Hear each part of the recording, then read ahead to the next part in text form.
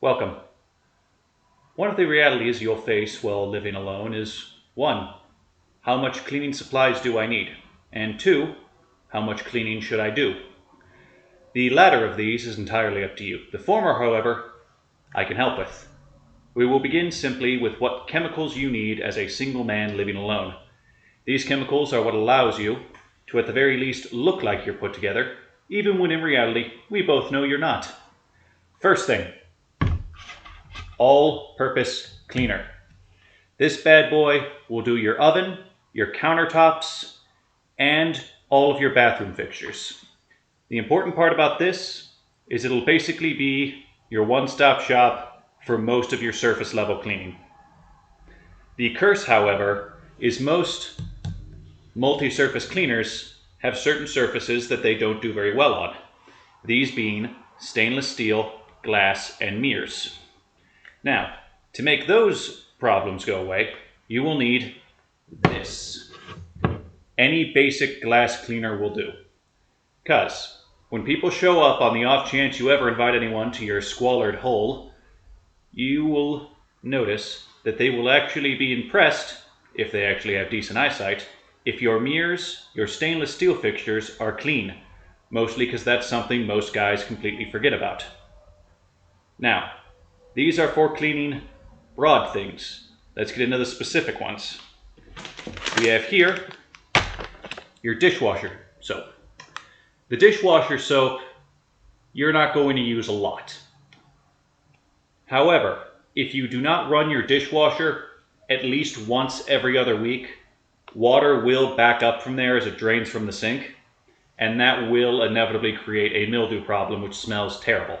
That's part of the reason why I picked the lemon scented, because that at the very least gives you a warning for when it's no longer something you can put off. Now, the last thing you need from a chemical perspective is your average everyday dish soap. This will be what you use to clean your breakfast.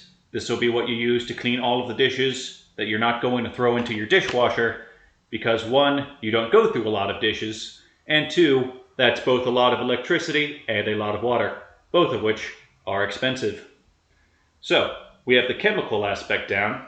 Now, let's move to the physical things you'll need.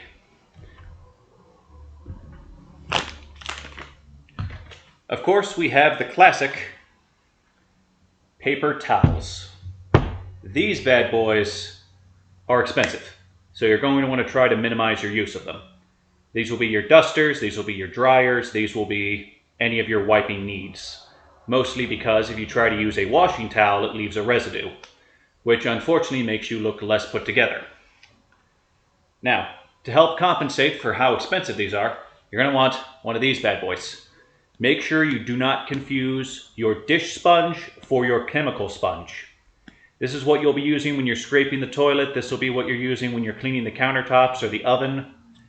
Doing this not only scrapes off all the gunk, but it makes it loose enough that you can use a lot less paper towels when you're cleaning, which is very important because, as I said, expensive. Now, another factor you're going to need are these bad boys. Your standard trash bags. Now, the question then becomes, what size do I need? The question needs to be, how big's my trash can? I have, for one, use the 13-gallon trash bags purely based on the fact that I have one 13-gallon trash can, and that is where all of my trash goes, regardless of situation. So these are the physical tools that make it capable for you to use your chemicals and dispose of your normal waste. However, there are a few more things that you will need. And one of these is entirely dependent on another factor. So, you're going to need your classic broom and dustpan. One of these is relatively cheap, and you can dust in high spots, all of your hardwood floors. This is pretty much all you'll need, barring a spill. So, one of the deals that is a wonderful way to check to make sure you know if your floor is good enough is if you're walking on it and it feels like you're walking on crumbs, there's your sign that you need to go ahead and sweep. And if you're looking up and you notice there is actually still a spider left in that cobweb, you also know you need to dust. Now, All of the things that I've listed are relatively inexpensive. However, there is one major expense in your cleanliness journey that you need to be concerned about. However, you can usually get by without it under two conditions. One, your couch is not a fabric base, it has a pleather or something of that nature on it. Or, you do not have any carpeting whatsoever in your house. However, I do not have that luxury. The bedroom section of my house is carpeted. As such, I required, arguably my most expensive purchase when I was looking for things, a vacuum. Now, these are not cheap. I got this one on sale and it still cost me $100.